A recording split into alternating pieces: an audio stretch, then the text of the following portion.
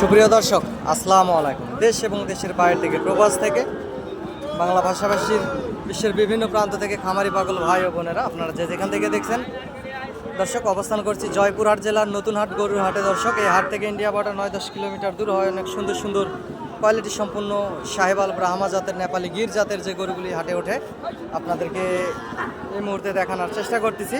এই গরুগুলি দেখতে পাচ্ছেন দর্শক, এগুলা 60, 65, 55 বিভিন্ন রেঞ্জের বিভিন্ন রেটের ভিতরে আছে। আপনারা এই খামার উপযোগী ফ্রেশ সাহেবাল জাতের গরুগুলি এই বর্ডার এলাকার হাট জয়পুরহাট থেকে কালেকশন করতে পারবেন।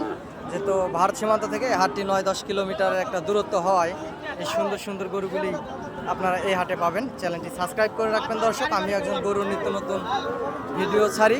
আমি একজন গরুর ব্যবসায়িক, ব্যবসার পাশাপাশি আপনাদেরকে ভিডিও আপডেট দেওয়ার চেষ্টা করি।